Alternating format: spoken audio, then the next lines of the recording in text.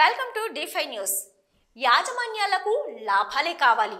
కోట్ల రూపాయల పెట్టుబడులు పెట్టి నష్టపోవడం వారికి ఇష్టం ఉండదు. ప్రభుత్వం ఇచ్చే ప్రోత్సాహకాలను అందినంత దండుకోవడం, ఆ తర్వాత అధికారులను అడ్డం పెట్టుకొని అడ్డంగా సంపాదించడం వారికి రివాజుగా మారిపోయింది. ప్రజలు పోయినా వీరికి నష్టం లేదు, ప్రకృతి నాశనమైపోయినా వీరికి లెక్కలేదు. ఈ ప్రాంతాల వారికి భవిష్యత్తు లేకపోయినా భయం లేదు. అంతా స్వార్థం నిలువెల్లా స్వార్థంతో నిండిపోయిన యాజమాన్యాలు, పరిశ్రమల అధికారులపై D5 న్యూస్ ప్రత్యేక కథనం.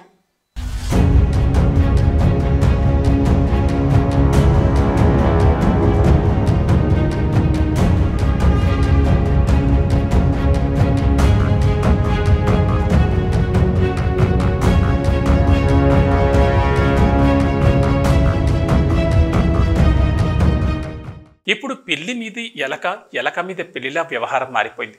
అంతా అధికారులు చేస్తున్నారు. వారు అవినీతి పరులై నిబంధనలు పట్టించుకోకుండా అనుమతినిస్తున్నారంటూ మీడియా సంస్థలకు ఆకాతరామన్న ఉత్తరాలు రాస్తున్నారు. అప్పుడే వ్యవహారాన్ని పక్కదారి పట్టించే ప్రయత్నాలు ప్రారంభమయ్యాయి. ఇప్పుడు నిందంతా అధికారుల మీదకు నెట్టేసి యాజమాన్యాలు మాత్రం సచ్చిలులా బిల్డప్లు ఇవ్వడానికి తెరవెనుక ప్రయత్నాలు మొదలుపెట్టారు. అసలు అధికారులకు లంచాలు ఇచ్చేది ఎవరు? వారికి ఖరీదైన గిఫ్ట్లు, పిల్లల స్కూల్ ఫీజులు, అమెరికా చదువులకు అయ్యే ఖర్చులు, బంగారు నగలు, లక్షల రూపాయల విలువైన ఇళ్ల స్థలాలు, ఖరీదైన ఫారెన్ విస్కీ బాటిల్స్, ఇలా ఒకటి కాదు లెక్కలేనన్ని బహుమతులతో ప్రలోభాలు గురిచేసేది యాజమాన్యాలే కదా. నిజానికి ఫ్యాక్టరీ కట్టిన వాళ్ళు నిబంధనల ప్రకారం రన్ చేస్తే అధికారులకు ముడుపులు కట్టాల్సిన అవసరం ఎందుకుంటుందని ప్రజలు ప్రశ్నిస్తున్నారు. ఇక్కడెవరూ పవిత్రులుగా లేరు. అంతా మేకతోలు కప్పుకొని వ్యవహారాలు నడిపేవారే ఉన్నారు. అటు యాజమాన్యాలు, ఇటు పరిశ్రమల అధికారులు అంతా కలిశారు కాబట్టి ఇన్ని అనర్థాలు జరుగుతున్నాయి. దొరికినంత వరకు దొరలుగానే చలామణి అయిపోతున్నారు. దొరికితేనే దొంగలు బయటకు వస్తారని అంటున్నారు. అనకాపల్లిలోని అచ్యుతాపురం సెజ్జలో విదేశీ కంపెనీ ఎసెన్షియా ఫార్మాలో రియాక్టర్ పేలి 17 మంది కార్మికుల ప్రాణాలు పోయాయి. 60 మందికి పైగా గాయాలయ్యాయి. ఆ మర్నాడే పరవాడ ఫార్మాసిటీలోని సినర్జిన్ యాక్టివ్ ఇంగ్రీడియంట్స్ సంస్థలో ప్రమాదం జరిగింది. 4 కార్మికులు తీవ్రంగా గాయపడ్డారు. ఈ సమయంలో బాధితులకు భారీ పరిహారం కావాలంటూ వైసీపీ వీధి పోరాటానికి రెడీ అయింది. కానీ వారు 5 ఏళ్ల పాలనలో జరిగిన అవకతవకల వల్లే, ఆ కాలంలో అధికారులు తీసుకున్న అనాలోచిత నిర్ణయాల వల్లే నేడు ఈ ప్రమాదాలు జరుగుతున్నాయని తెలుగుదేశం పార్టీ నెత్తి నోరు కొట్టుకుని చెప్తోంది. సరే, ఇప్పుడైనా సరే కళ్ళు తెరిచి రాష్ట్రంలోని పారిశ్రామిక వాడల్లో పరిస్థితులు ఎలా ఉన్నాయో చూస్తున్నారా అంటే అది శూన్యంగానే ఉంది. అచ్యుతాపురం సెజ్జలో ఫార్మా కంపెనీలే అత్యధికంగా ఉన్నాయి. అందులోనూ ప్రమాదకర కెమికల్స్ తయారీతో పాటు వాటిని నిల్వ చేసే సంస్థలు ఎక్కువగా ఉన్నాయి. ఇప్పుడు రియాక్టర్ పేరడం వల్ల స్లాబ్ కూలిపోవడంతో ప్రాణ నష్టం సంభవించింది. అదే రసాయన లీకేజ్ అయితే పరిస్థితి ఏమిటి అంటున్నారు. ఇదే వైసీపీ హయాంలో విశాఖలోని RR వెంకటాపురంలో ఉన్న ఓ పాలిమర్స్ పరిశ్రమలో ప్రమాదం జరిగింది.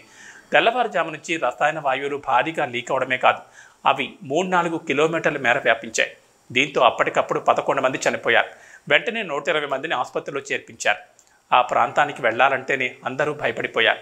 మహిళలు, పిల్లలు, వృద్ధులు కళ్ళు కనిపించక గుండె లవిసిపోయి ఊపిరందక నరకయాతన అనుభవించారు.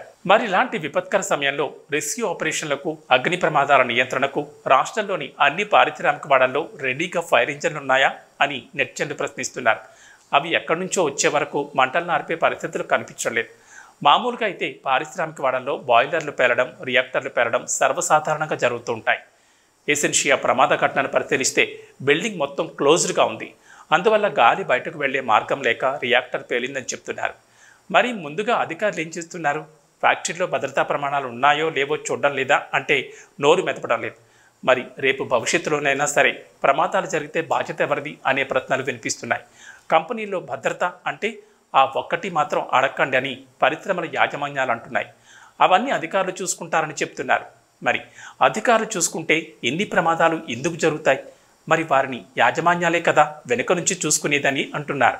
యాజమాన్యాలు, పరిశ్రమల అధికారులు కుమ్మక్క అయిపోవడంతో ఇన్ని అనర్థాలు జరుగుతున్నాయనేది బహిరంగ రహస్యం. వైసీపీ హయాంలో ఈ తరహా అవకతవకలు ఎక్కువగా జరిగాయని అంటున్నారు. నిబంధనలు పాటించకుండా అనుమతులు ఇవ్వడం కారణంగా ఇన్ని అనర్థాలు జరుగుతున్నాయని అంటున్నారు. ఏదేమైనా యాజమాన్యాలు తమ స్వలాభం కోసం పాపులాడటమే తప్ప సమాజ హితాన్ని, దేశ హితాన్ని, మనుషుల ప్రాణాల్ని లెక్క చేయడం లేదని అంటున్నారు. అధికారులు కూడా ఇదే తీరుగా వ్యవహరించడం వల్ల పారిశ్రామికవేత్తలు ఆడింది ఆటగా, పాడింది పాటగా మారిందని చెప్తున్నారు. 2013లో విశాఖలోని HPCL MS బ్లాక్లో CCR యూనిట్లో ఆ ప్రమాదం సంభవించింది. 25 మంది ప్రాణాలు కోల్పోయారు. అంతకుముందు 1997లో కూడా హెచ్పిసిఎల్లోనే ప్రమాదం జరిగింది. 22 మంది మరణించారు. ఇలా రాష్ట్రంలో చూసుకుంటే ప్రతి ఏటా కొన్ని వందల మంది కార్మికుల ప్రాణాలు కోల్పోతున్నారని, వీటికి లెక్కలు మాత్రం ఉండవని అంటున్నారు. ఏపీ, తెలంగాణ సహా 12 రాష్ట్రాల్లో 25,000 కోట్ల రూపాయలతో పారిశ్రామిక నగరాలు అభివృద్ధి చేయాలని కేంద్ర ప్రభుత్వం నిర్ణయించినట్లు తెలుస్తుంది. మరిక్కడ భద్రతా ప్రమాణాలపై ఎటువంటి చర్యలు తీసుకుంటారనే అంశంపై అప్పుడే ప్రశ్నలు వినిపిస్తున్నాయి. ముందు అవి చేసి ఆ తర్వాత పారిశ్రామిక వాడలను నిర్మించమని నెటిజన్లు సీరియస్గా చెప్తున్నారు.